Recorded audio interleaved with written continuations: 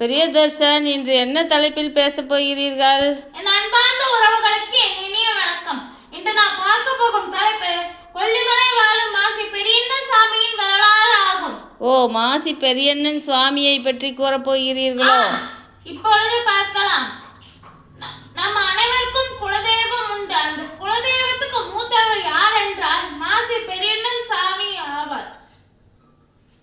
முற்காலத்தில் காசியில் வாழ்ந்த விஸ்வநாதர் வடநாட்டை விட்டு கிளம்பி தென்னாட்டில் வந்தார். அவர் தென்காசியில் தங்கினார். அவரை காணவில்லை என்பதால் அவரின் துணைவியான அன்னகாமாட்சி அம்மன் வந்தார்.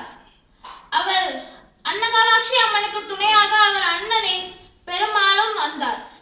இருவர்களும் பல்வேறு ஊர்களை கடந்து வீரமாபாளையம் என்ற ஊரை அடைந்தனர். அந்த வீரமாபாளையத்தில் வாழ்கின்ற வீரமா செட்டியர் என்றவர் வீட்டில் அன்னகாமாட்சி அம்மனை இருக்குமாறு கூறிவிட்டு அண்ணன் மட்டும் கொல்லிமலை ஏற தொடங்கினார்.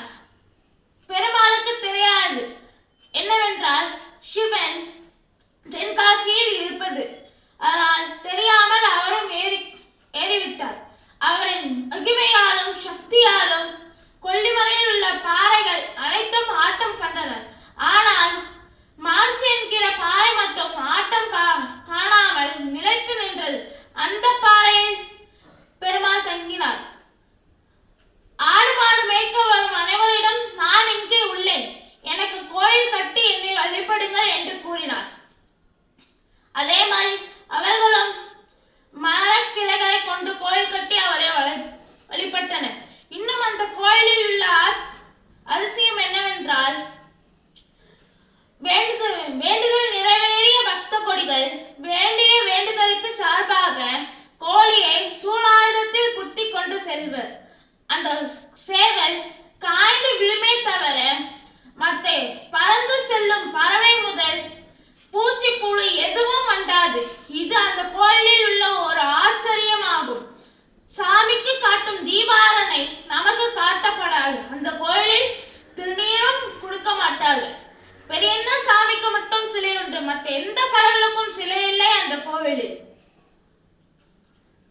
மலையாள மாந்திரவாதிகள் பயப்படும் ஒரே சாமி என்னவென்றால் மாசி பெரியண்ணன் சாமி ஆகும்.